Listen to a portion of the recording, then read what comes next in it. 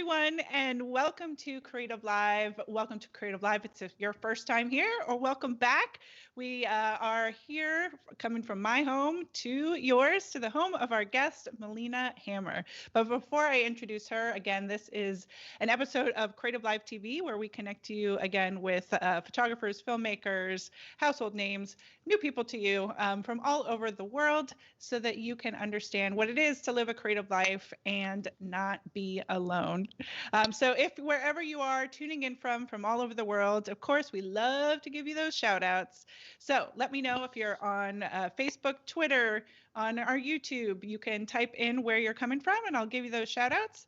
And if you are watching on creativelive.com/TV, you can also click on the chat and I might see you there first. So get those coming in. Let me know where you're from. And also if you have questions along the way for our guest, Melina. So without further ado, I am super excited to bring on to Creative Live for the very first time, Melina Hammer.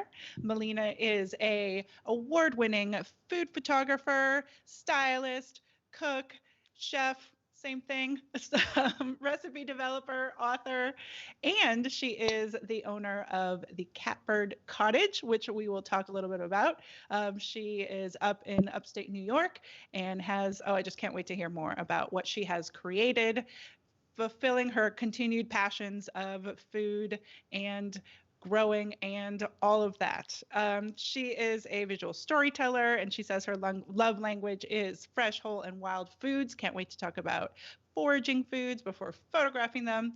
She's also commissioned work produced commissioned work for the New York Times, Food 52, Eating Well, Cooking Light, and many more.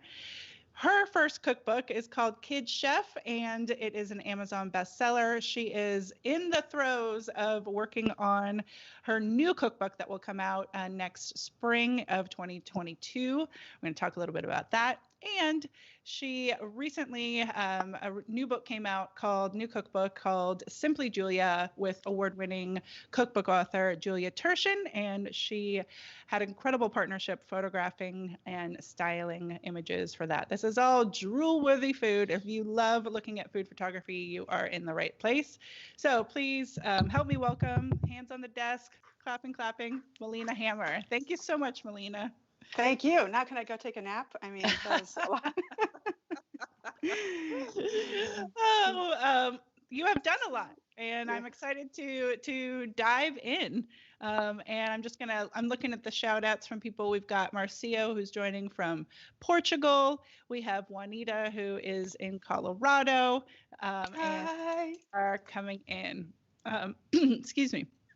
So, first of all, I just want to say kudos to you on the cookbook that you are working on, because we've been going back and forth, and I know putting together, well, I don't know personally, but putting together a cookbook spans so many different areas. I know it's like a labor of love. So you did a first cookbook. Tell me about the intention behind this new one and what it's all about.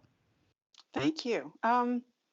Yeah, it is an incredible endeavor, and it is, if you visualize spinning plates and the craziness of that and coming back and forth and just keeping them going as you see one slow down and just really one step in front of the other, moving everything forward at a sort of giant slow pace.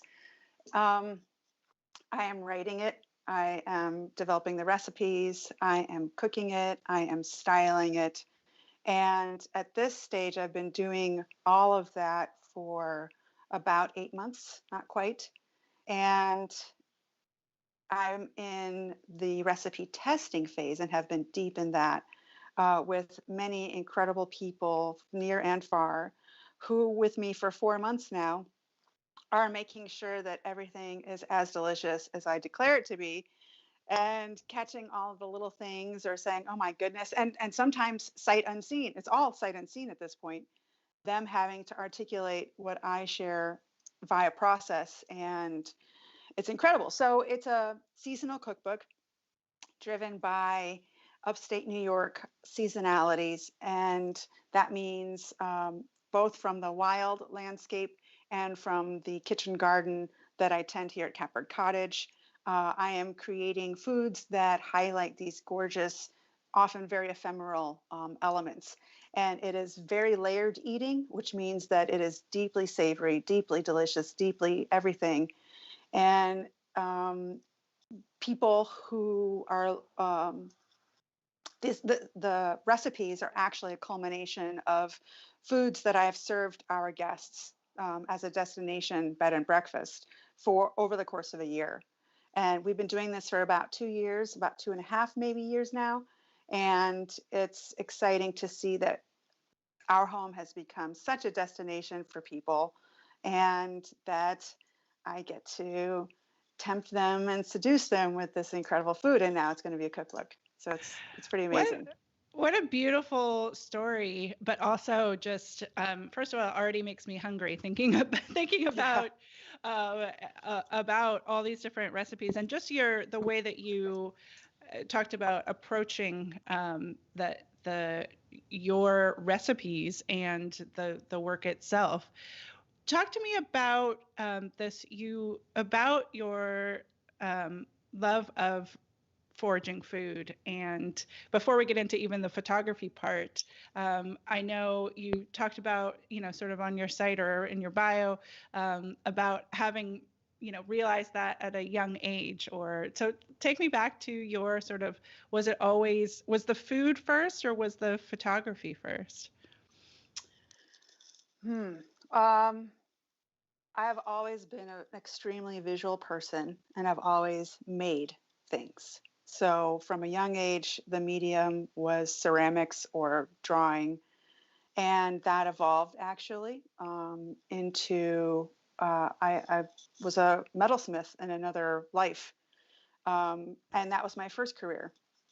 And then it evolved into photography. I actually took a 3-month trip, um, gosh, over 20 years ago now. And because I couldn't bring my metal bench with me, I used my camera as a means to continue being creative throughout the days because I knew I would be highly inspired by what I would experience. So then the photography morphed into food photography. And I've always loved food. I love eating, but I don't think I had in any way a profound connection to foods and qualities of foods. I just had an incredible range of experiences because both of my parents loved foods from around the world. I grew up in an international community. We traveled. So food has always been something that I love. And because of that, when I changed careers, I thought, why not?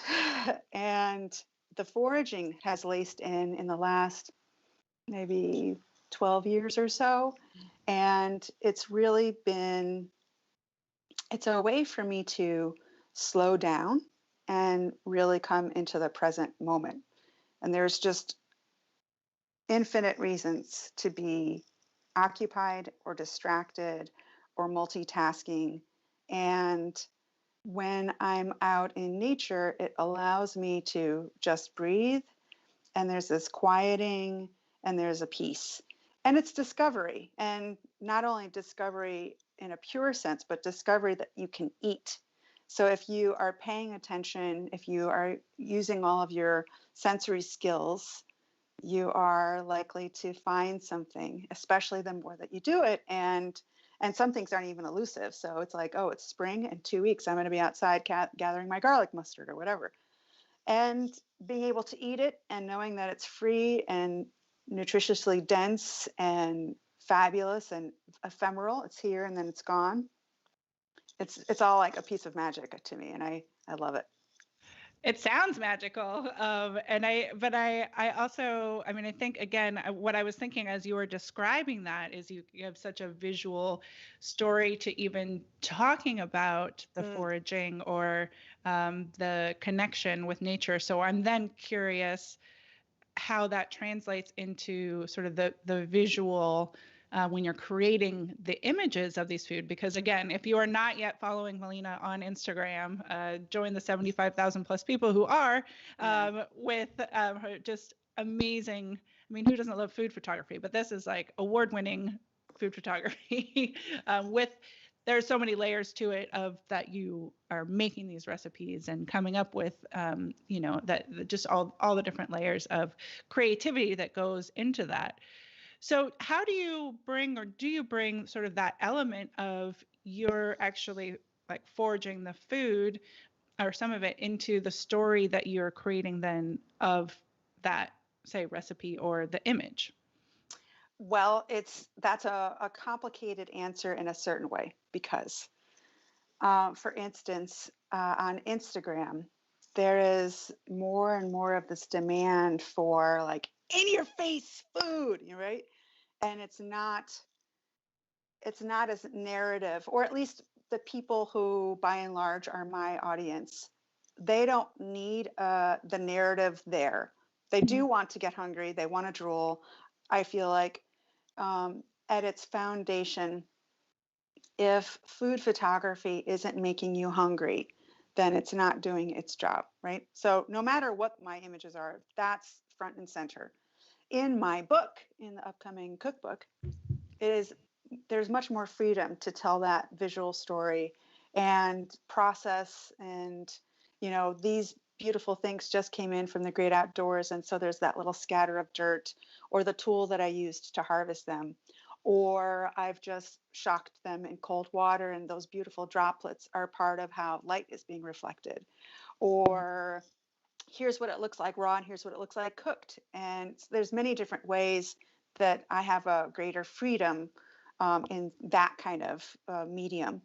By Instagram, it is absolutely about, I want you at my table, and the feeling of, despite yourself, you're starting to salivate. And it's about feeling like you know what that food might taste like, not having even yet tasted it yourself. So to me, it's part and parcel with creating a beautiful image. Yeah, it's really interesting to think about again what the latitude that you have with the cookbook to elaborate and tell more of the full process or story, and yet still creating images that can stand alone and tell a story. Because the the element, do you think that that has to have sort of the element of a human interacting for it to tell more of a story? Not necessarily, because I think some of my favorite images, and sometimes what I see people respond to most enthusiastically, are images where, you know, the spoonful's been taken out of that dish already, or there's a fork where the knife has just cut into something. And it's not the presence literal of a human, right? But it's that implication of eating and process and getting into, and the sensuality of it. And so, in a certain way, I don't know. Am I saying yes to that answer to that Well, question? no, but it's a distinction between the implied, Yeah, like the implied story, which you are able to create with right. those elements, which I think when people are looking at, creating their own food photography is like, how do you do that without the person? So that's really insightful as well. I'm Yeah. curious as how you, because you said like they're creating jewel worthy images, creating these like you said sensual, but like this emotion in food images. Are you consciously thinking about that as you're creating? It really depends on how much time I have. Good if point. if I'm putting something together quickly for myself and I'm like, oh, I should put this in stories before I eat it, let me just do that. It's very, very, very spontaneous when I'm doing stuff in stories.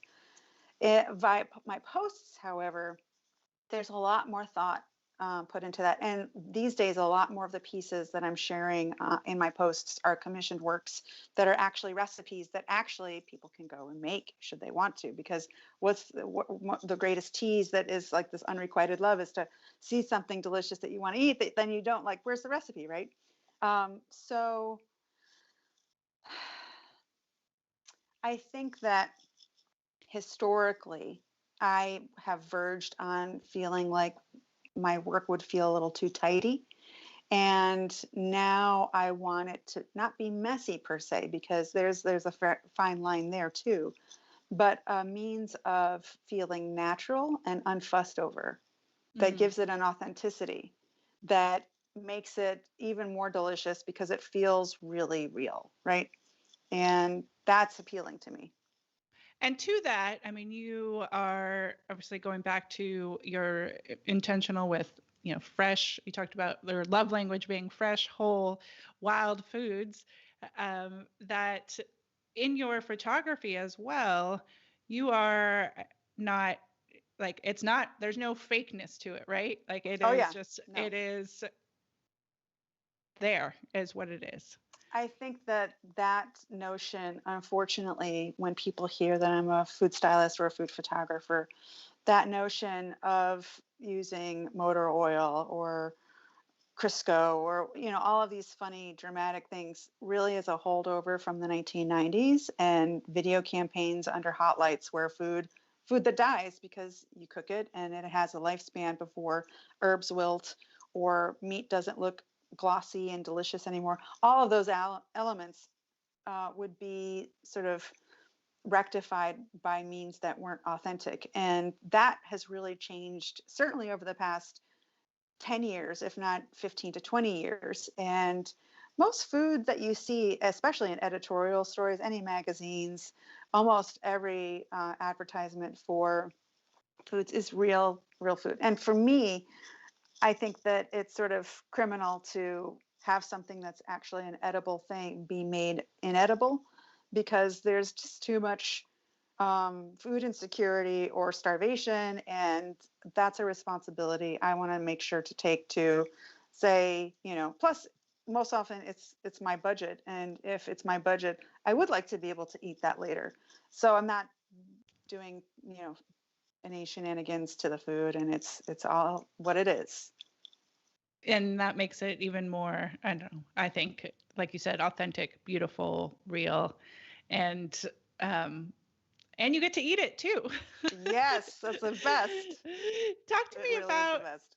about working for working for New York Times and Food 52. You were talking about I think it's you're a resident there. What does that mean? And talk to us about, you mentioned like you create recipes that and then the images so that and people can see them, share them, make them. Like talk to me about putting all of that out into the world and what that means for you and what responses you get, and maybe starting with Food 52.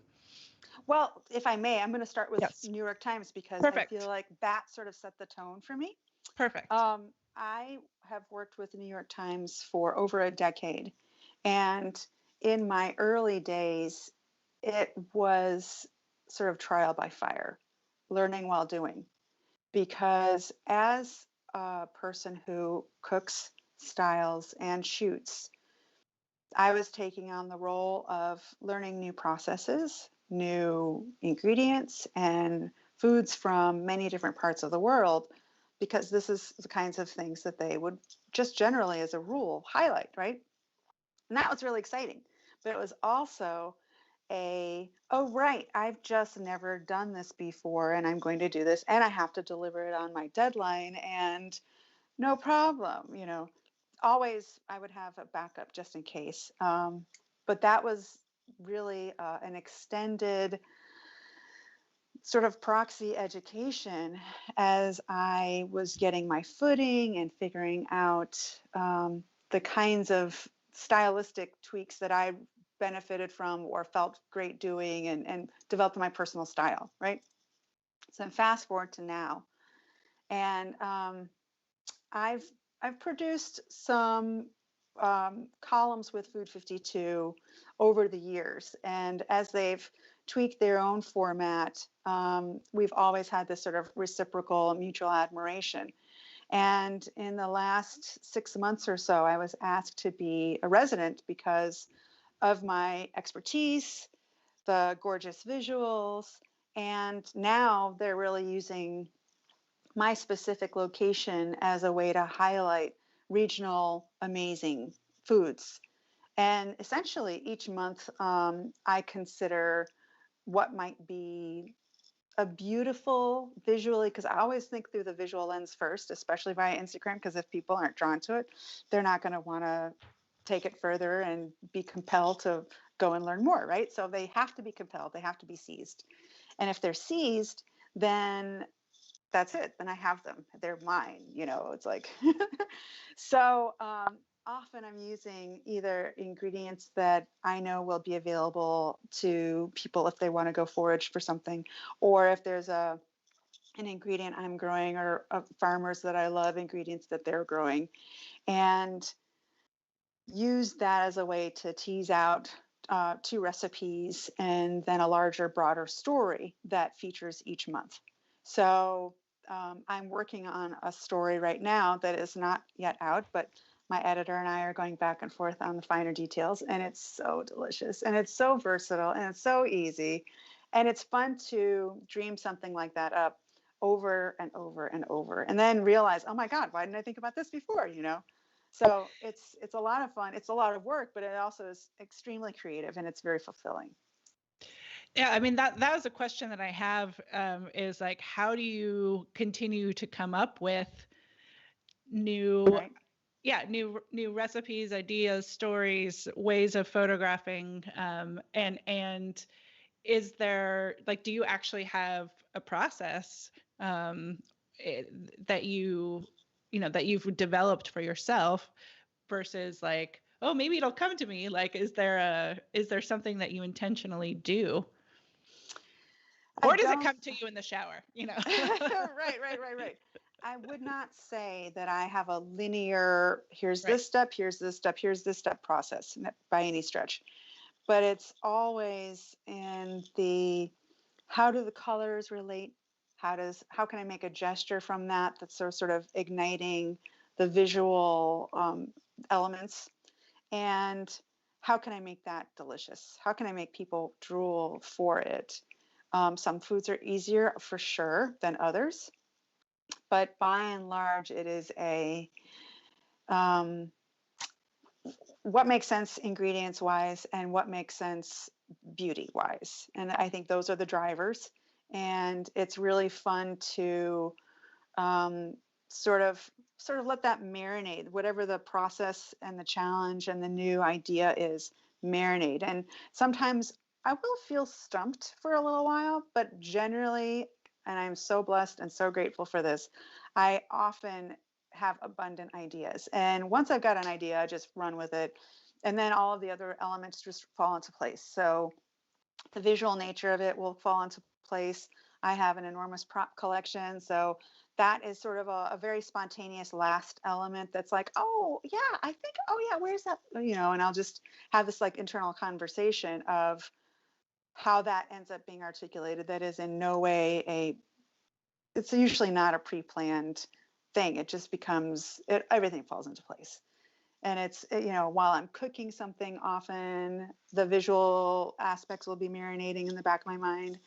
And while I'm writing, everything's been done, but like I'm pulling from that sort of wonderfulness. And then either if I need historical sort of reinforcements or other elements that sort of showcase as a sort of family of how this has been done elsewhere, that's always fun. But the writing, of course, is at the very end. And for me, the huge creative output is all the other stuff, even though the writing is also its own creative output, truly. I think it's interesting when you mentioned like you thinking about the color palette in and of Yeah. itself, because you did just go through like, what do I have to think about first, and then it simmers, and then it's the ingredient. Oh, what ingredients are in that color palette? Or, Yeah. and you mentioned some foods are harder to make drool worthy than others. Like, tell us about like what's easy to make drool worthy and what's hard to make drool worthy. So I think distinct elements that people can easily identify, because if someone is familiar with it already, that they're there, right? You don't have to introduce them and acquaint them and then get, familiarized. So I think that Certainly lots of vegetables are easy because of the color palette as a just a natural given. Um, Things that have shape to them, so like beautiful basil leaves or asparagus spears or shrimp and their tails or things that have shape naturally, right? But the sear on a scallop is to die for, and those who have eaten scallops like that will immediately, be like, yes, yes, yes, right. But I would say things that are more uniform in their appearance, like casseroles, very different.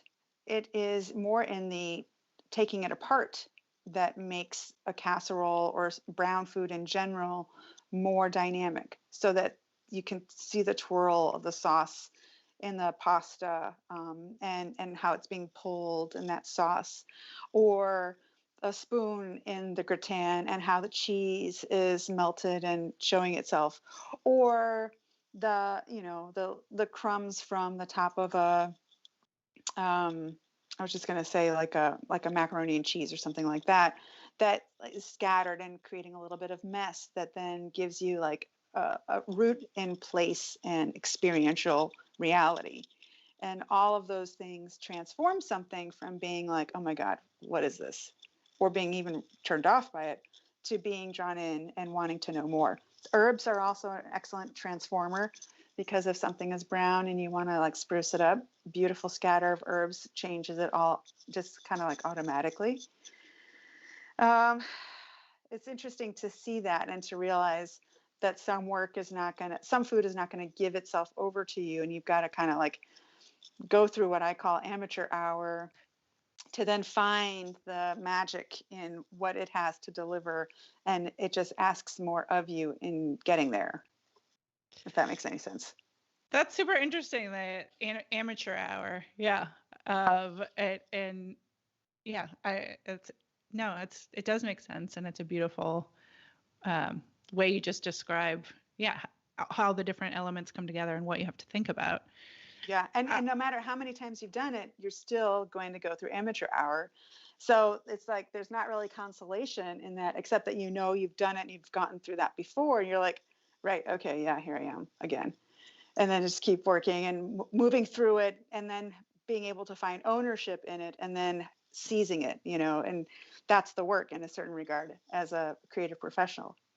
Well, I was going to say that resonates with sort of any creative Totally. pursuit, Yeah. is that trust in the process is what I'm like taking away from everything you're saying, which is really hard to do when you are beginning something Right. or in the middle of it, and it's that, yeah, that trust in the process. Right. I struggle with often.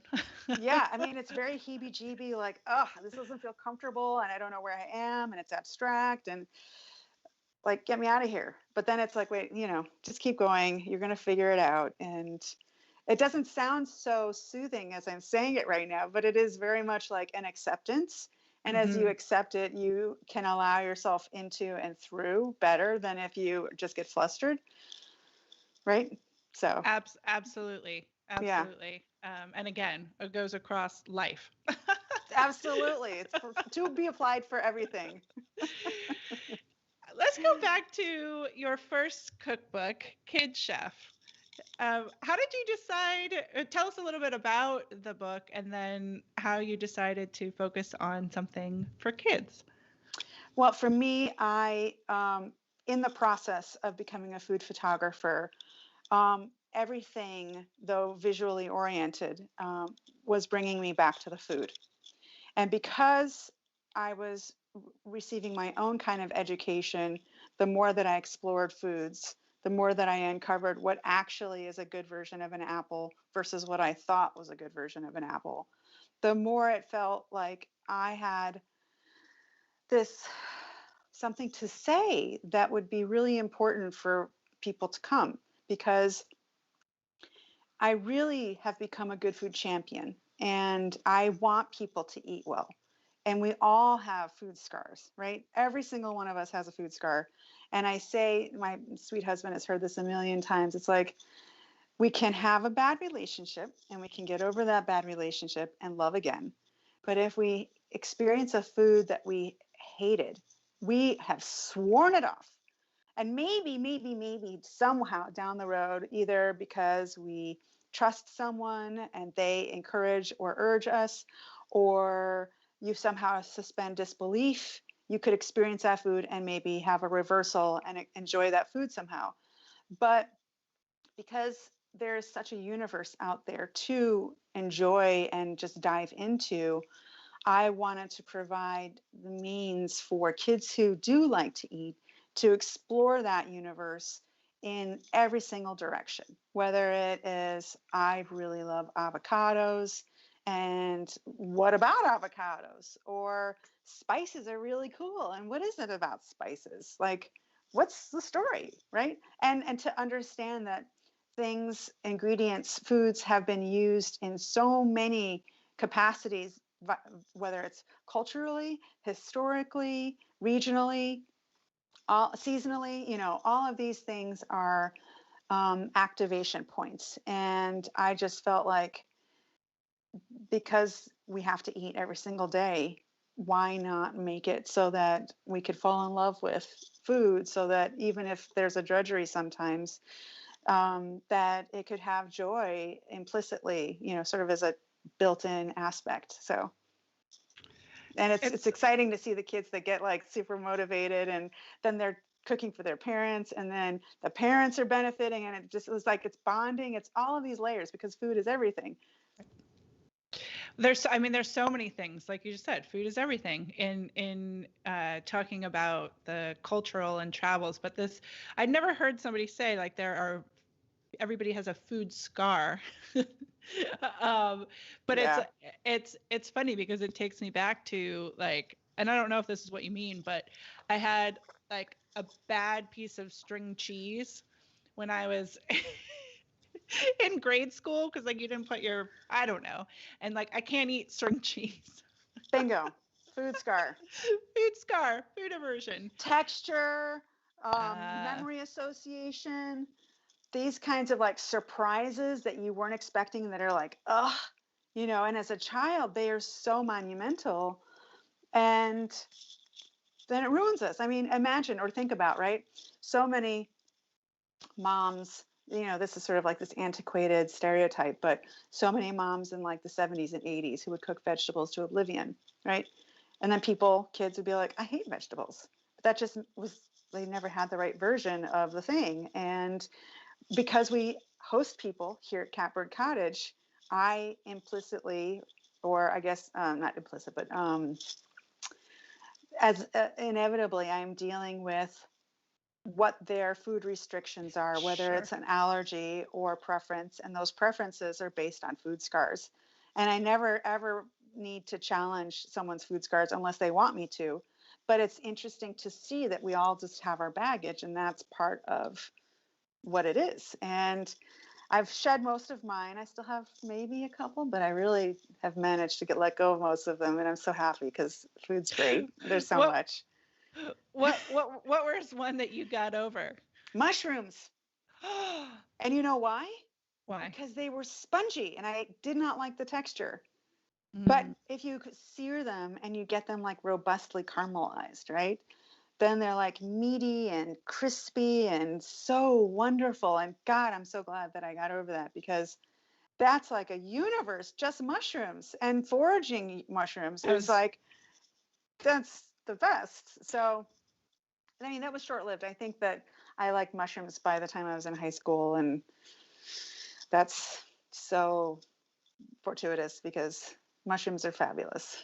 Well, it's kind of that when I think of foraging food, mushrooms is sort of the one thing, the first thing that I think about. And it is interesting because, again, I mean, mushrooms, there's so many different kinds, So many. and side note, like mushrooms can save the planet, but but It's true. um, the or the mycelium, that is, the mushrooms are the fruit of that. Yeah. I got starting to get further into that, and it's fascinating. But It's anyway, incredible. yeah. And what's the name of the movie? Oh my gosh. Fantastic fungi. Fantastic Fungi. Yeah. Yes. Everybody out there, if you haven't seen it, It's so good. look it up. I think you have to rent it like from their website, but it's so good. Totally worth it. And like blows my mind what is, yeah. Side note, how do you make mushrooms that aren't interesting visually, like look interesting visually? What mushrooms aren't I interesting guess. visually? Come I on. guess. I was just Because thinking I mean, even like color. Yeah.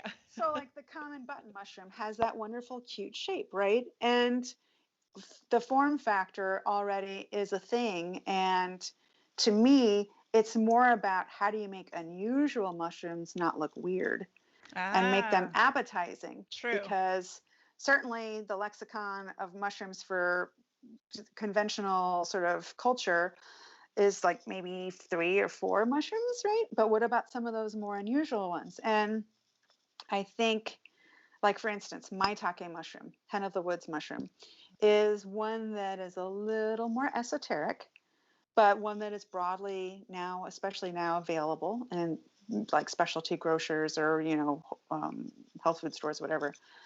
And it's a fantastic earthy mushroom, but it sort of has this like sea creature maybe look to it, especially if you buy it and it comes like in this sort of cultivated cluster, right? And what is the way that you find magic in it visually? And I have found 2 ways. One is like a wonderful meaty cross section that is then this like almost like coral, this beautiful shape that then gets burnished in a hot pan so that all of the edges are darkened and crispy. Or another way is to have torn pieces that then get the same treatment. And then there's just this tangle in whatever it is that is being prepared. And the challenge then in that tangle is to draw out a few that show just enough of what they are so that, again, the viewer can identify. Because as long as the viewer is identifying with what it is, then you have them. And that's a little challenge because, depending on what it is, it may be easier to do or less forthcoming. And that's the daily, like, okay, right, how to make this look good thing. It sounds very meditative to me as well. Like not just the gathering part, and as you were describing earlier, the importance to you of the whole and fresh foods, but then yeah, just the puzzle pieces and the creating part. I, Largely, it is meditative. Sometimes the swear words part it comes through, and that's not so meditative. But usually, it's really I'm very, very grateful that I can do what I love, and it is really meditative. you talk about, or you mentioned that you spent a number of years in the deep south Mm, where with family farmers who were doing it right and yeah. solidified foraging as a part of your daily life. Talk to us about that experience or what that how that talk to us about that. So I spent a little less than 3 years in Birmingham, Alabama, and it was a head trip in so many different ways. But this aspect of becoming friends with family farmers was an incredible and pivotal moment because for the first time, so prior to that, I lived in big cities where it was city block after city block after city block, and therefore very little familiarity with farms, right? Because it's urban. A lot of that's changing now. And in Alabama, I think nature is so, because it is the South, nature is so lush and abundant no matter where you are. And in a hop and a skip, you can be from city to nature without any question, in just a few minutes.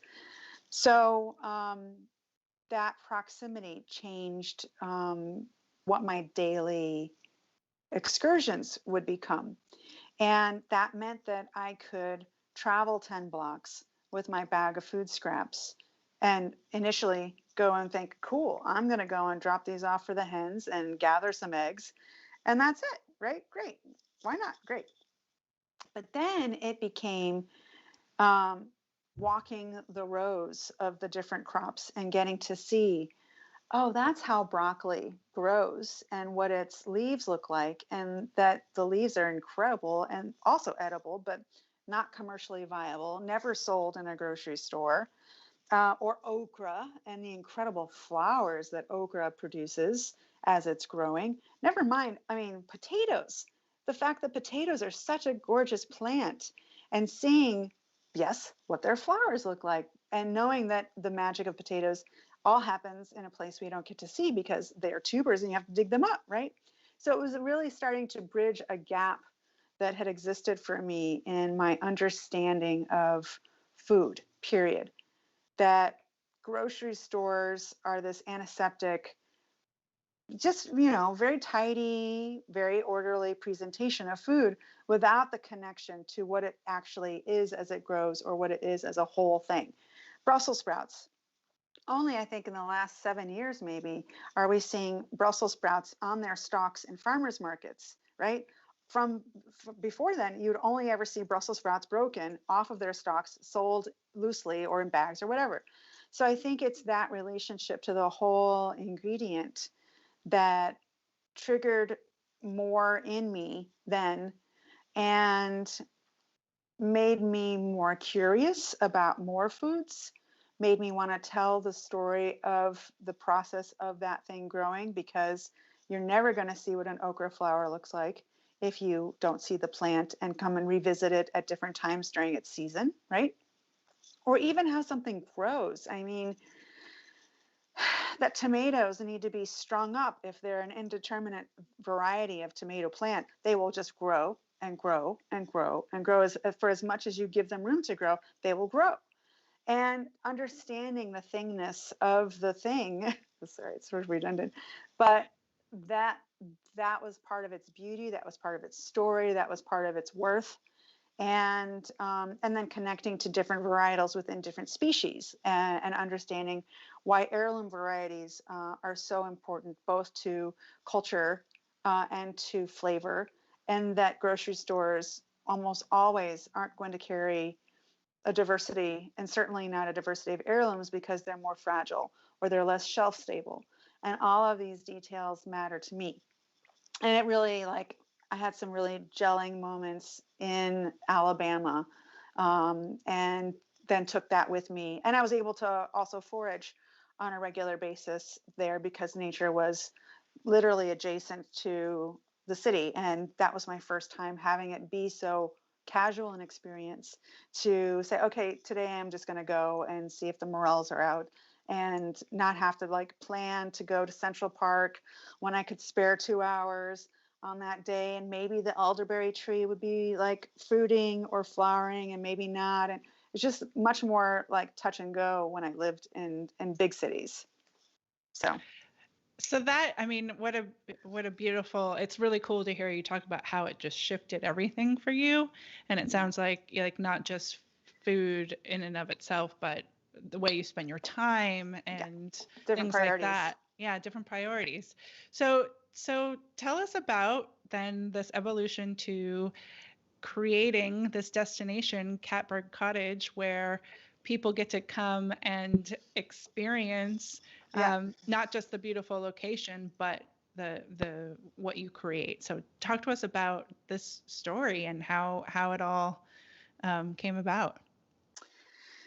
Well, when we moved back north from the South, I realized that I didn't need New York City in the way that I used to. And I actually didn't even like it. I just felt like there was such a depersonalization and a lack of connection to humanity in the small moments as much as in the big moments. And I couldn't get over that, even though many years previously I was so in it and loving all of that, like big city, daily battle energy, right? And I just felt like I was going to have more joy in my life, and that life was too short to not incorporate this way of living in a more regularized capacity, because that was what was going to bring me joy and peace, and I deserve to have more of both of those. So um, we started to consider how we could move out of the city, My husband still has a studio in Brooklyn, and so we needed to retain a connection to the city. And what was that going to look like? How is that actually going to work? And once we landed on our place and it was going to actually happen, I started to consider, well, actually, it was being built in the whole process early on. So I was considering more as it was really becoming a reality that I was going to need to migrate my career because I wasn't interested in running down to photo sets back in the city on a regular basis and maintaining that kind of functionality. I wanted to use the beauty of the things I've collected over the years, family heirlooms, the way I tell visual storytelling in spaces as well as by pictures to create a getaway and have people who, at this point, I'd been developing an Instagram following. And it was always like, well, so yeah, you like my pictures. That's great. But to be, to actually present to people, if you really are in love with this food and you want to come sit at my table, then you can. And I have one. It's over here. Come and visit. And pre-pandemic, it was pretty incredible. We developed this incredible momentum, really became a destination. We are listed on Airbnb, but we took all of our dates down because we were getting overwhelmed, and it became by reservation request basis. And ever since, we basically stuck to that model because we want to be able to fully be present for the people who come here because they're coming here for their special moments. It's an anniversary or friend's birthday, there's someone's honeymoon. So these are really special moments, and we are on and entertaining and sharing ourselves with whoever comes here while I'm also making these incredible curated meals. And they are curated to the individual's preferences, even though like 99% of the time I am given a broad freedom to just like, we love this, we love this, we love this, have at it, or we love everything you do and just go ahead, or so it's really special. And I've been able to flex a lot of creative muscle using these people as guinea pigs, having all kinds of wonderful dishes that I'm just like, I think that's going to be a really good combination. And then, of course, we will try and we're like, oh, damn, that's good. Like, this is not fair. This is so good, and then they get to experience it, and everybody's just like, then it's love, right? It's just everybody falls in love because it's a special experience already. The food frames that and makes that special experience. And then that becomes their memory gelled for all of the years to come. And it's incredible. It's so interesting because it's, earlier we were talking about, food scars, and Yes. then this is Yes. like food, The what would you call opposite. it? The opposite of a food scar, food, glory moment, or what, Yeah.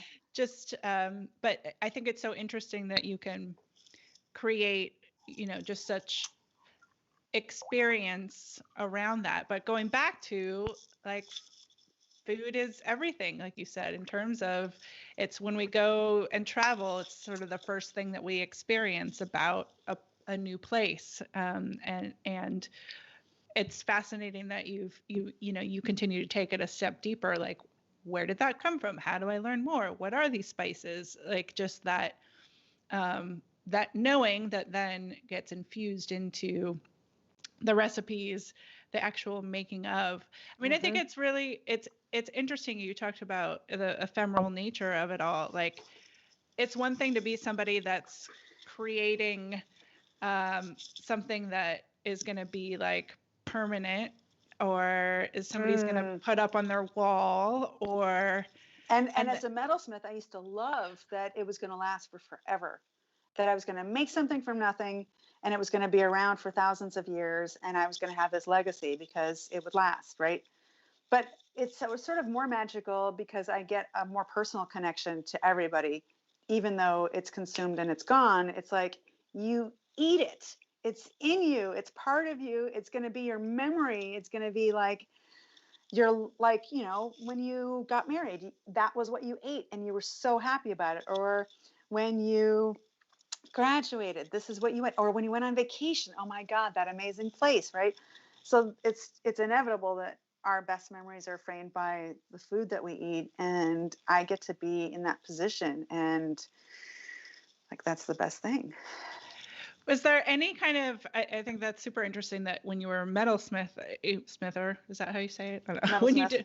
When you were a metalsmith, Yeah. that it was this like, I want somebody to hold on to something like permanently.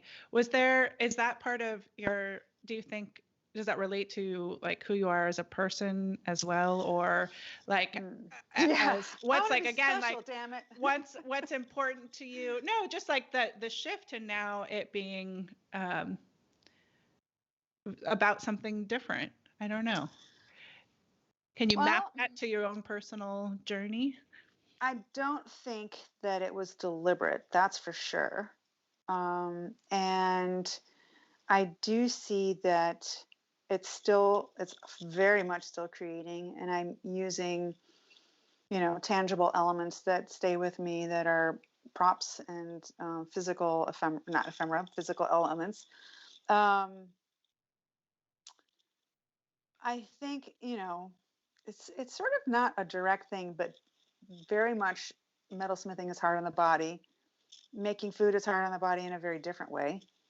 Um, there is, colors and forms and textures in either medium, but I think it's very personal. Like, to make something in metal and show someone and tell them to like it, right? That is very subjective, and someone is going to either connect to it or not. And um, that's up. That's the sort of unknown, and that's the sort of variability. But I think if something is prepared deliciously, there's an undeniability about that.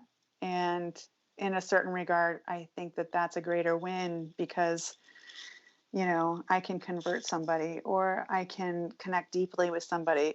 It's like, I can't tell you the numbers of times we'll receive people initially, and it's like, you never met them before, and how's this going to work out? And we got them for a weekend, and are we going to like each other? And because they're in your home. But then they get to eat my food, and then we're like, yes, everybody's having a great time. And it's a very clear change in how relating happens, and it's purely through it being delicious.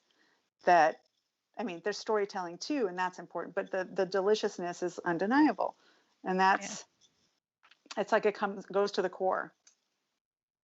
Yeah, absolutely. I'm excited for post-pandemic. Would You're love going to to make come my out way. here, Yes, my God, yes. I just like see it, and seeing your stories online, or your BTS, and it's what a beautiful thing that you've created with your husband, or just for yourself. And I think that's such an important message, because it sounds like, oh, that's beautiful, but I can only imagine the work that has Oh gone my God. into creating this life. So were there moments where you thought, oh, I don't know if this is going to work out? And I mean, it just gone through the pandemic, and or we're still in. How do you keep going in being an entrepreneur? And it's a hard path. It is a very hard path because there is no safety net, and there's an aspect of limitless availability, or perceived, or um, like, you have to plan on being limitlessly available because you need to be on all the social media, or you need to be working on many different levels. I don't know that my situation is as common because I'm doing so many different aspects, but in a weird kind of a way, it gives me more control. Um, but it also means that I'm really, really demanded of. And I have to figure out as I age, what's that going to look like? And as I'm writing more cookbooks, and I really see this next cookbook coming out as a means to draw a thread of what my life will be, because I'm realizing there's so many different ways to share stories. And duh, right? Like I knew this probably before, but I'm really seeing it for myself more clearly now. And I think that that tireless labor that goes into whatever it is, like I need to start my seeds for my heirloom kitchen garden for this season's growing now that spring's actually arriving. And my head hasn't been there at all because I've been working on my manuscript. But it's like, oh my God, right, you got to do that. And I just placed a native plant order to supplement all kinds of native plants that we have installed and worked to create a really diverse habitat and healthy ecosystem immediate on our property. And so with every season, we're broadening that, and there's endless work to be done. But if we are looking at it and being methodical, there's a way to connect to it, tackle it, hopefully not feel too depleted. The trick is to have food waiting for me when I'm done with all of that. And it's like, oh, right, I'm the one who's cooking. So it's like, it's a little tricky, but it is really great. And it makes me feel like the labor isn't for nothing. It's a very clear trade-off. And that's one of the real wonderful priceless pieces of being an entrepreneur or a freelancer, is seeing that work that you put in, that tenacity, that connection and refinement, that those layers are things that make all of the subsequent things more readily available and just more abundant. And at this point, I've been doing all of these things for long enough that I can feel like I'm in my place. Whereas probably for the first 7 or 10 years, it felt much more like I'm trying this on and I'm trying this on and I'm trying this on, and does it fit yet? And so, and I've, over the years, I really have secured an understanding of things. And now I get to be somebody that is an expert, and I'm certainly not an expert on everything, but the things I'm an expert on, there's a reason for that. And I really like that I can share that with other people and be like, well, yeah, these oysters are incredible. And you know why they're incredible or whatever. It's like, it's just, and it's real, because then you eat it and then you're like, oh, then it ruins you for mediocre stuff. That's true. Yay! What it's so wonderful to just hear your journey. It's inspiring. It's again, you can just look at a picture and be like, oh, that's jewel worthy, that's beautiful, but like there's understanding what goes into it, the passion behind it, and not just the image, but just the lifestyle. And like you said, it's by choice. It's there is an abundance, and it's you put in the hours. And so thank you for being able to choose to share all of that with the rest of the world, because again, that's a intentional choice and mission to not just be doing it. You're doing it, you're doing it, but then you're sharing it. And Right. It's not just an internal world thing. It's something yeah, that's like, all of us deserve to live better lives and eat better. And why not share those wonderful gems? Because then they can be pieces of joy for everybody. And that's amazing. that's what we're here for. That's the goal. It's Yeah. pieces of joy every day. Julia, what a pleasure. Julia, I just called you Julia. I was thinking about the other book. Um, Julia Turshin was actually a guest on our other podcast. Again, we mentioned you worked on with her, collaborated with her on her book. So we can people can check that out as well on the Chase Jarvis live show. And check out that book that is just released. Just now, I think it was Simply last week. Julia. Yeah. Fresh on the scene. Awesome. And of course, you can find Kid Chef. That sounds like an amazing gift. I'm thinking about my niece, who is really getting into cooking, which is so fun and awesome to see. And then, of course, we have a little bit of time to wait for your new book that is Yes. in the works. However, where can everybody find you, follow you, and just stay in touch with everything that you're creating, including Catbird? Yeah. Yes, right. The easiest place is Instagram these days, and I'm at Melina Hammer on Instagram. And there's also our Catbird Cottage page, which is at Catbird Cottage, and our Catbird Cottage website. And if you want a getaway, just send us an email. And these days it's tricky because we've reduced how many people we're hosting because of the pandemic. And in the colder weather months, we weren't even feeding people. We weren't really hosting in the colder weather months.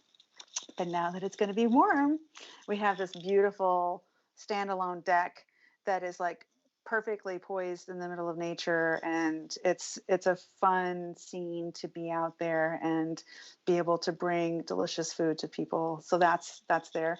And I have my website, but it's like I feel like the others are just as well, and you can find me on Food 52.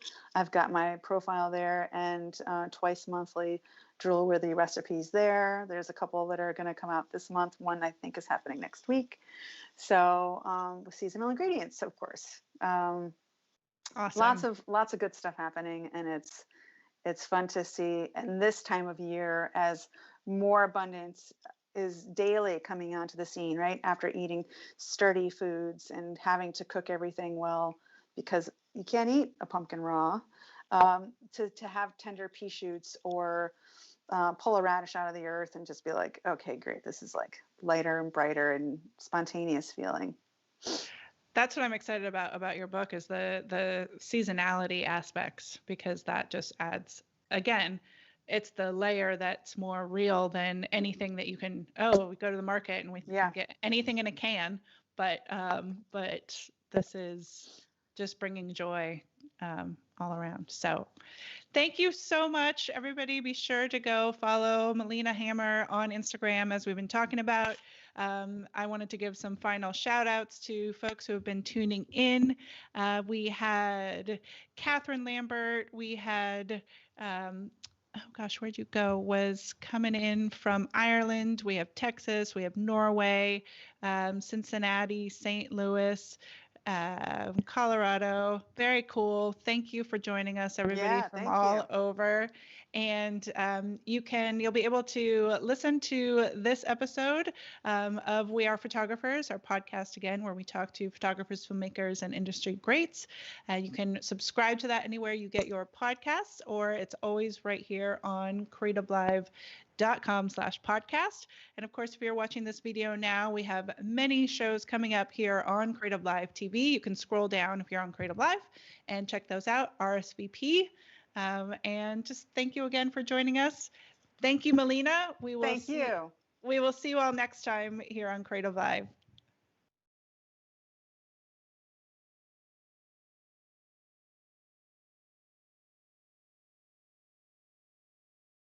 Pursuing creativity is arguably the most practical thing that you can do. We humans are adaptation champions. That's what makes us human, our ability to imagine. The hard part is to look inside and say, what are my invisible beliefs that I have about money? I wanted to figure out how it actually worked.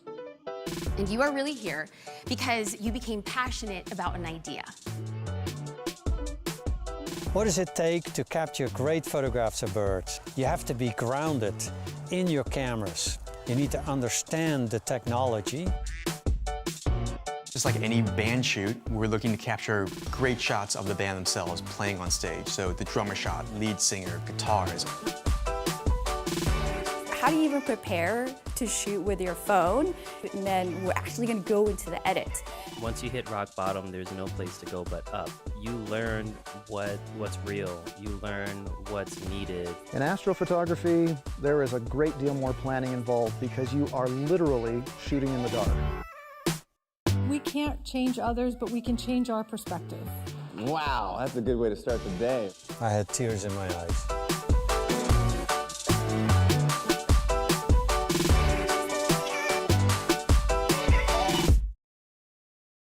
Hey guys, what's up? It's Chase Jarvis, founder and CEO of Creative Live.